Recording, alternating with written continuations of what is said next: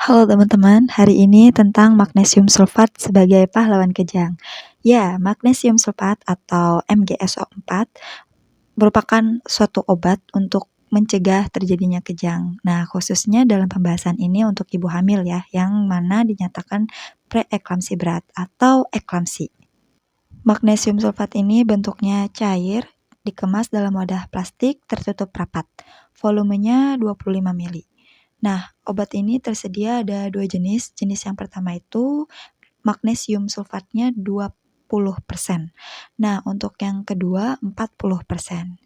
Nah, ini jadi sama-sama 25 mili. Yang membedakannya cuma di kadar magnesium sulfatnya. Jadi enggak full 25 mili ini adalah 25 gram, enggak. Tapi kadar magnesiumnya itu 40% dan 20%. Pertanyaan selanjutnya, berapa sih kandungan magnesium sulfat yang sebenarnya? Nah, ini untuk yang 20% itu artinya 20% dari 25 mili kita kaliin aja ya. 20 per 100 dikali 25. Artinya dalam 25 mili terdapat 5 gram magnesium sulfat. Jadi teman-teman, kalau kita perjelas, setiap kita ngambil 1 mili cairan, itu berarti kita sama aja mengambil 0,2 gram magnesium sulfat. Nah, hal ini juga berlaku untuk yang magnesium sulfat kadarnya itu yang 40%. Di mana 40% dari 25 mili itu sama aja mengandung 10 gram magnesium sulfat. Dan ini kalau kita perjelas, setiap 1 mili yang kita ambil, itu sama aja kita mengambil 0,4 gram magnesium sulfat. Nah, itu merupakan kadar yang terkandung di dalam sediaan magnesium sulfat 20% dan 40%. Lalu pertanyaan selanjutnya, gimana dengan dosis yang diberikan untuk penanganan PEB atau eklamsi. Nah, di sini ada 2 dosis yang diberikan. Dosis yang pertama itu dosis awal, yang mana itu disebut juga dengan loading dose atau initial dose, yang mana itu diberikan 4 gram. Nah, ini dikasih melalui intravena. Jadi kalau misalkan diinfus itu melalui langsung di intravenanya, bukan di cairan infusnya. Pemberian loading dose ini bertujuan untuk bisa segera mendapatkan efek yang diharapkan.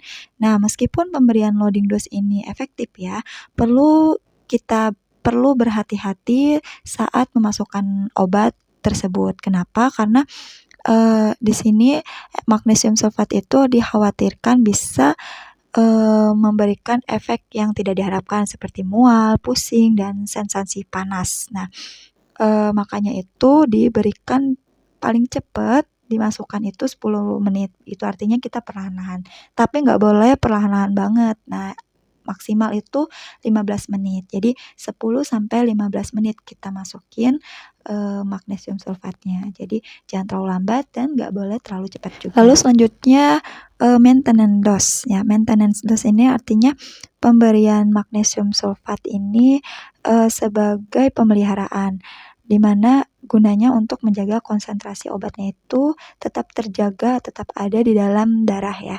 Nah, berbeda dengan initial dose, pada dosis ini magnesium sulfatnya diberikannya kan secara berkala, perlahan-lahan dalam waktu yang lebih lama, yaitu selama 6 jam.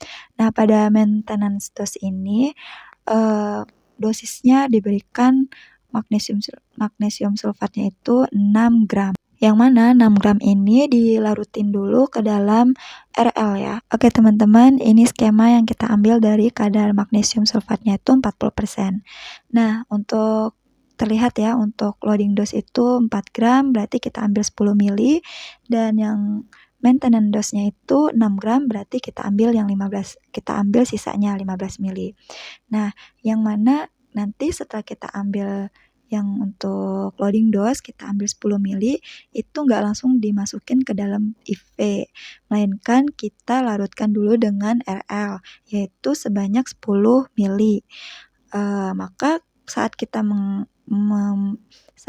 melarutkan ini, kita butuh speed yang besar, yaitu 20 cc.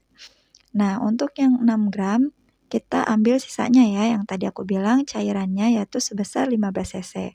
Nah, ini juga udah saya jelasin tadi, dilarutkan dalam cairan atau larut dalam larutan normal salin sebanyak 500 cc. Oke teman-teman, itu penjelasan dari aku tentang magnesium sulfat yang kadar magnesiumnya itu 40%.